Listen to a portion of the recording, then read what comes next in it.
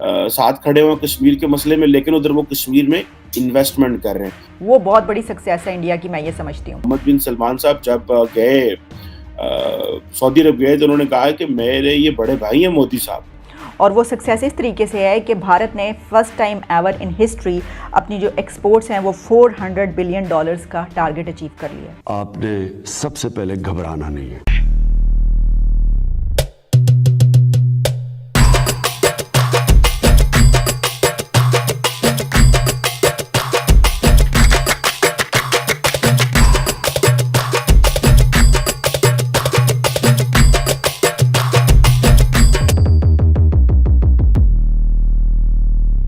Last 2 दिन से हमारे प्यारे जिहादी मुल्क के अंदर एक OIC नाम का संगठन है, उसकी मीटिंग चल रही थी। ये इस्लामी मुल्कों का संगठन है। यहाँ पे 57 मुसलमान मुल्क मिलके मुसलमानों पे क्या अत्याचार हो रहा है, किस मुल्क में क्या तकलीफ हो रही है, उसके ऊपर बात करते हैं। लेकिन इस संगठन की सबसे बड़ी हिपोक्रेसी ये है कि ये कभी भी चाइना के मुसलमानों की बात नहीं करते।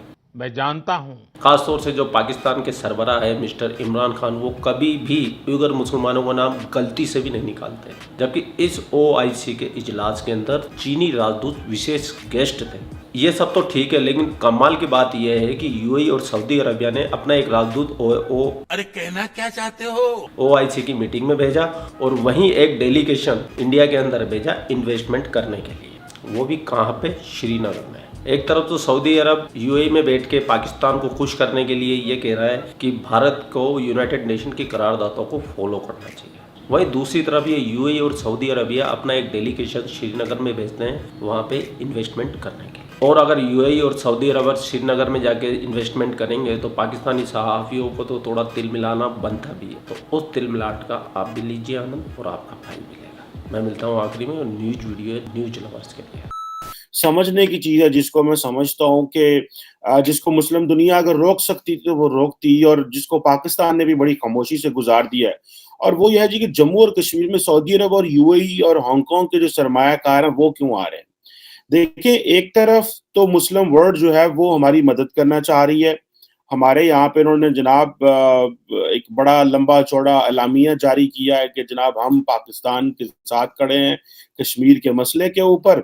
लेकिन दूसरी तरफ अगर आप देखें तो वहाँ पे सऊदी अरब और UAE के बिजनेसमैन उस टेरिटरी में जा रहे हैं। अगर तो वो पाकिस्तान को फेवर कर सकते हैं, या OIC क्या कोई इस हवाले से बात कर सकी वहाँ पे?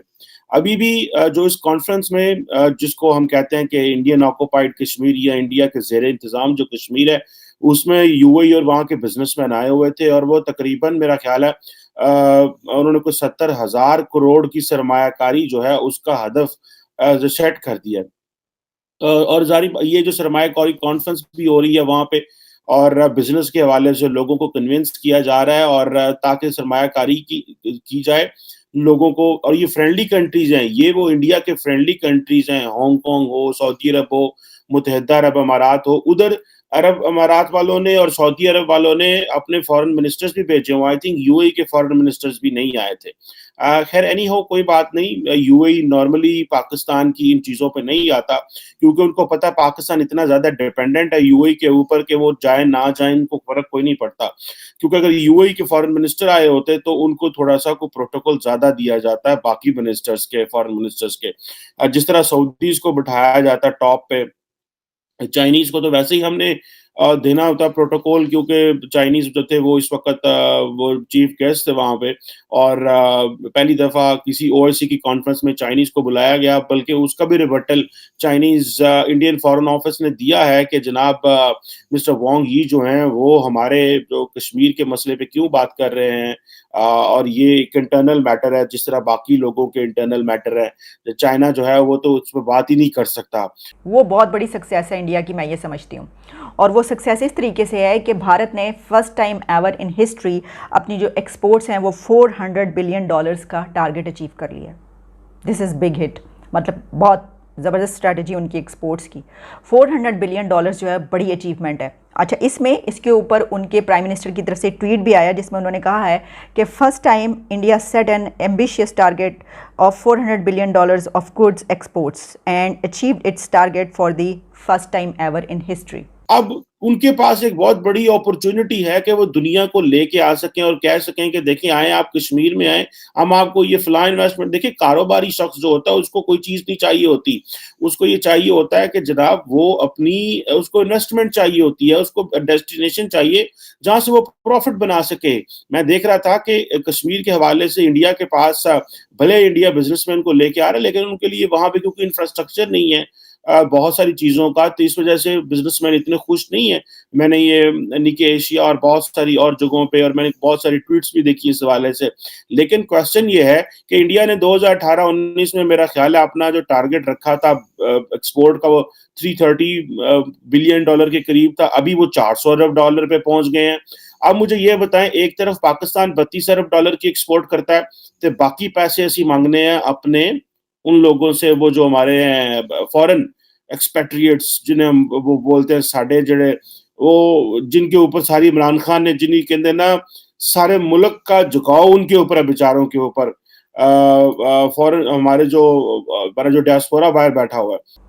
और मज़े की बात यह कि मैं आपको ये बताऊं कि लास्ट ईयर अगर आप सिर्फ एक साल पहले देखें तो उन्होंने जो अपनी एक्सपोर्ट्स का टारगेट था जो अचीव किया था वो $292 बिलियन था, और इस साल $400 बिलियन। देख कितना बड़ा जंप लगाया है।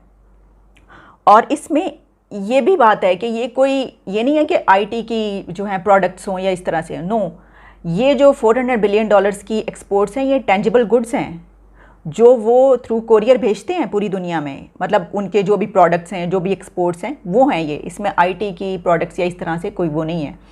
तो ये एक बड़ी बात है, और मैं समझती हूँ कि अगर आपके जो नेबर हैं वो इतने ज़्यादा कंपटीशन में आपसे आगे हों तो अच्छी बात है, मुकाबले की फ़ज़ा तो बहुत अच्छी होती है। हमें भी जो है मुकाबले में आगे बढ़ना चाहिए और अपनी एक्सपोर्ट्स को बढ़ाना चाहिए। लेकिन प्रॉब्लम ये है कि हम अपनी एक्सपोर्ट्स पर, वैसे तो प्राइम मिनिस्टर इमरान खान ने कहा था कि उनके जो ये इरा है, उनके जो 3-4 साल हैं, इसमें एक्सपोर्ट्स बहुत ज़्यादा बढ़ी हैं।